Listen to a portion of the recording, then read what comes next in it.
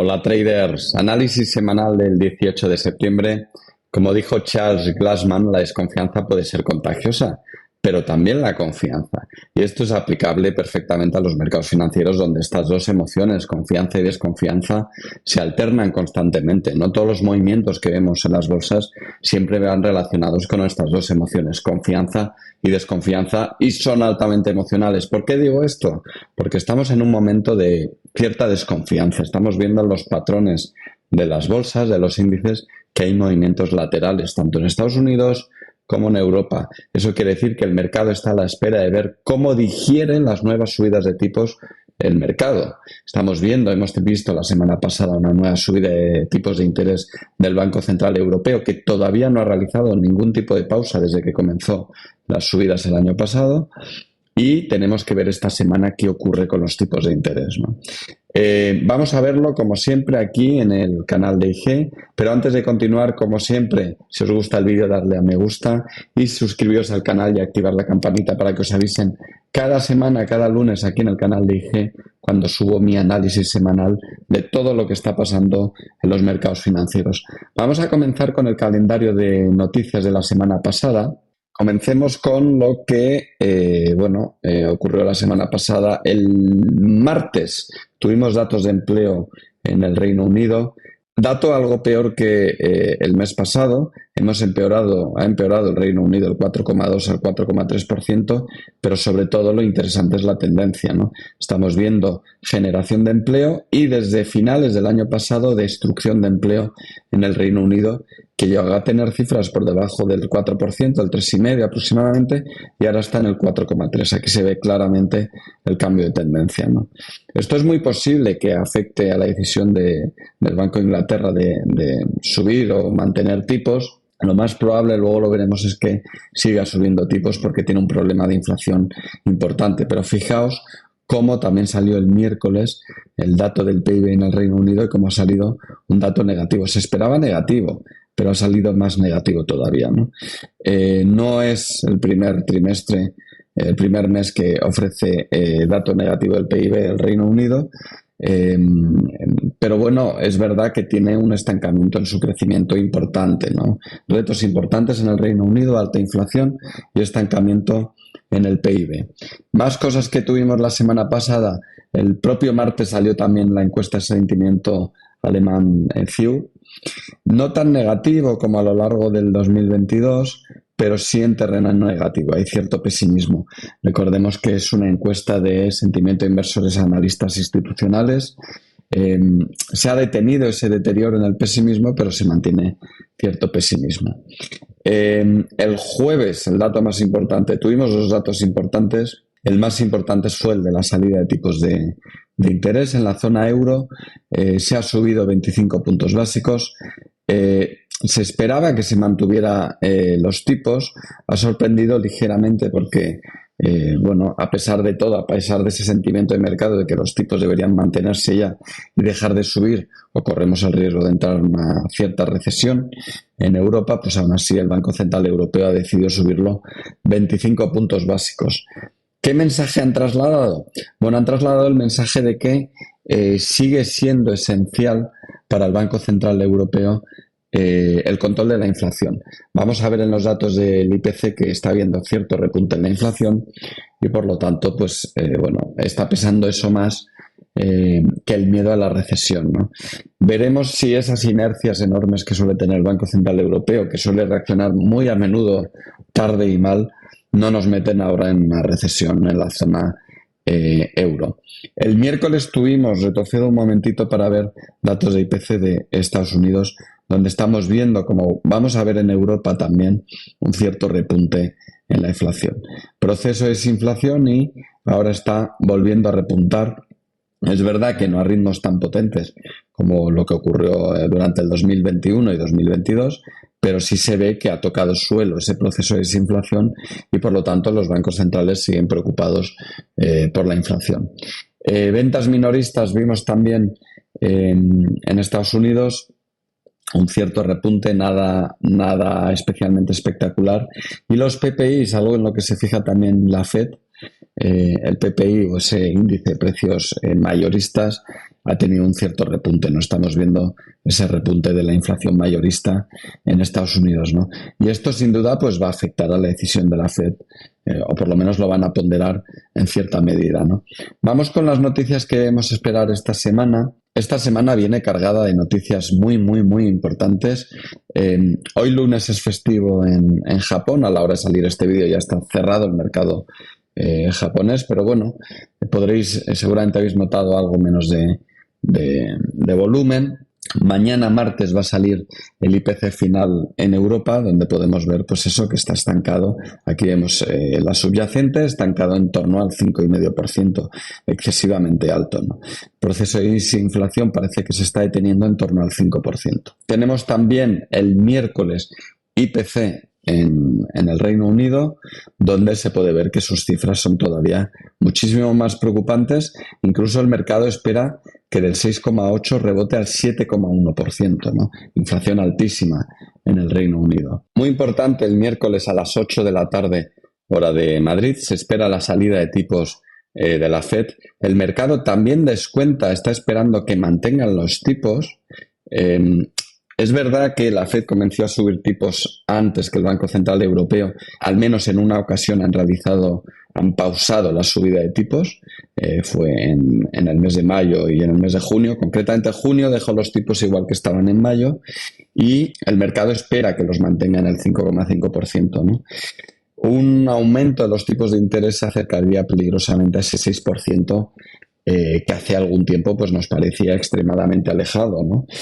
Va a estar el mercado muy pendiente de esta subida de tipos de interés o de esta publicación de tipos de interés, y si se subiera al 5,75 pues provocaría probablemente un movimiento vendedor en las bolsas y una sorpresa pues negativa, ¿no? En cambio, si mantiene el 5,5 pues es lo que espera el mercado en estos momentos, ¿no? ¿Qué más tenemos? Pues debemos esperar también el jueves, tenemos también salida de tipos de interés en el Reino Unido. Aquí lo vemos, que se espera que se suba en 25 puntos básicos. Aquí sí parece que está bastante cantado que subirán, más que nada por la inflación. Es verdad que el crecimiento ahí está muy ralentizado, pero es que con esa inflación no le queda otra al Banco de Inglaterra que subir tipos, ¿no?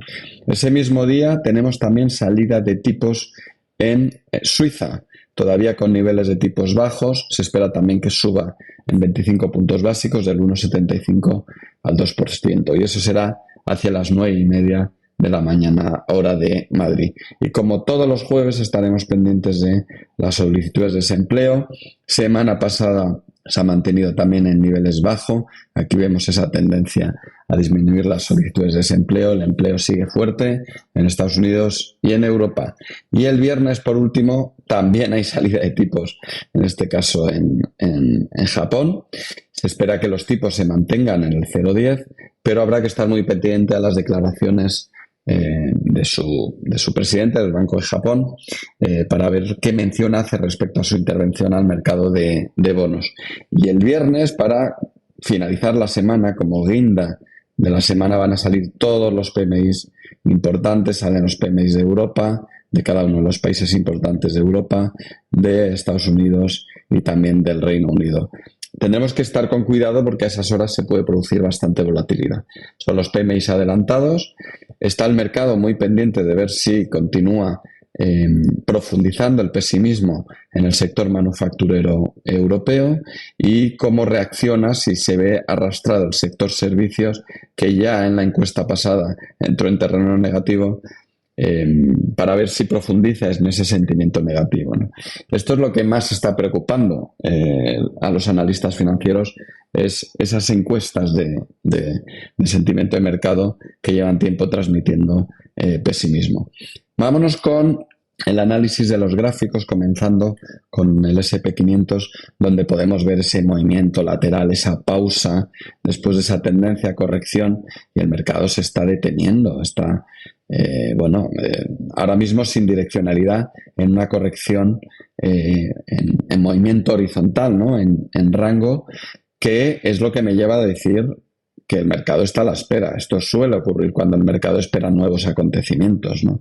Los niveles que había anunciado la semana pasada siguen plenamente vigentes, el 4.350. Este nivel hay que vigilarlo. Si lo perdemos, profundizaría en la corrección la bolsa americana. Y, por supuesto, el más obvio por la parte de arriba, que es el 4.600, porque reanudaría la tendencia alcista, ¿no? Con el Nasdaq estamos en una situación muy, muy similar, en movimiento lateral.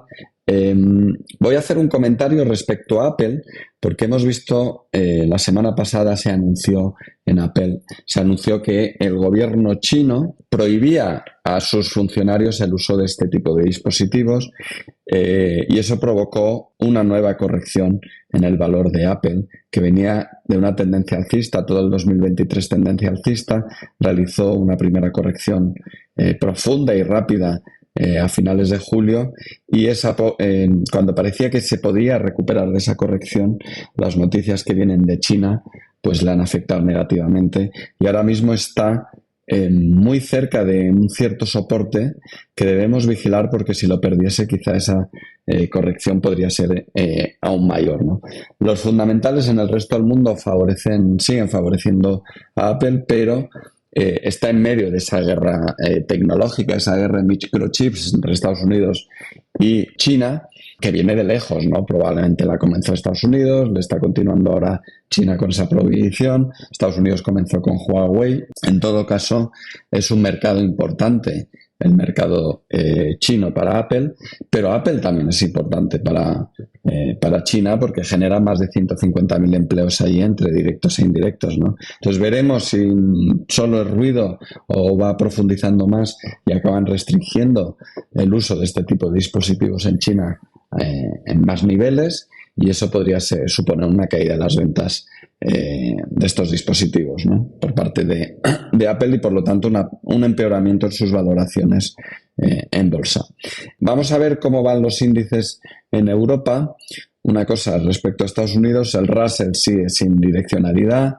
Ha habido una clara divergencia en estos meses entre el S&P 500 y el Russell, como no puede ser de otra manera, porque un entorno de subida de tipos de interés a quien más perjudica es a las empresas medianas y pequeñas, porque suben sus costes de financiación, ¿no? Europa sigue en compás de espera, totalmente lateral, sin dirección.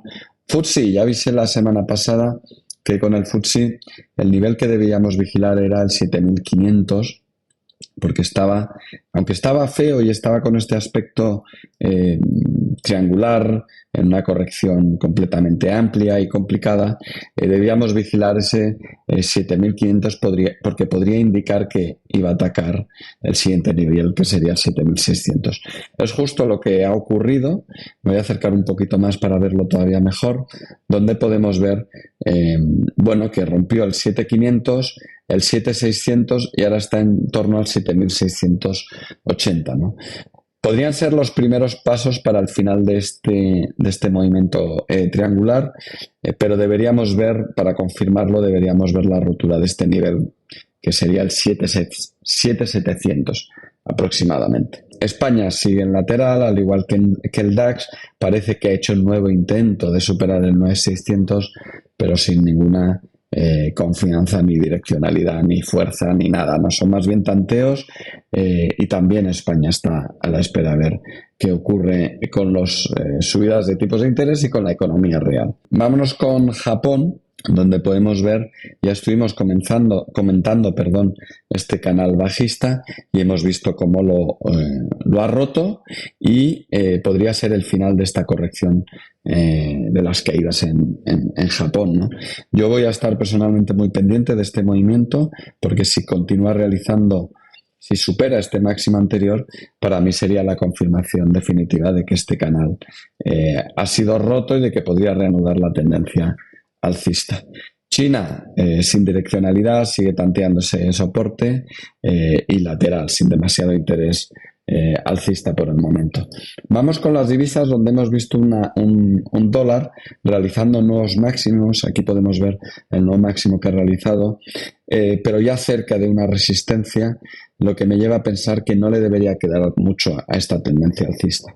El euro dólar, por su parte, ha roto ese canal alcista que redibujé en semanas anteriores y ahora mismo tanteando ese soporte cercano al 1,06, sobre todo por un movimiento de fortalecimiento del dólar más que por una debilidad del euro. Vámonos con la libra dólar, donde estuvimos comentando también esa especie de pauta de agotamiento de hombro, cabeza, hombro que se había formado y que una vez perdió este nivel tenía cierto recorrido bajista, ¿no? De momento sigue intacto ese cierto recorrido bajista, pero en el contexto de todo este movimiento alcista, deberíamos esperar únicamente una cierta corrección con una primera parada en este nivel, ¿no? En el 1,23 aproximadamente. Dólar yen, interesante también porque sigue realizando nuevos máximos, sin embargo es verdad que son nuevos máximos en los que está perdiendo momentum, está perdiendo impulso, ¿no? Está llegando a máximos históricos y es normal, es lógico que vaya perdiendo impulso.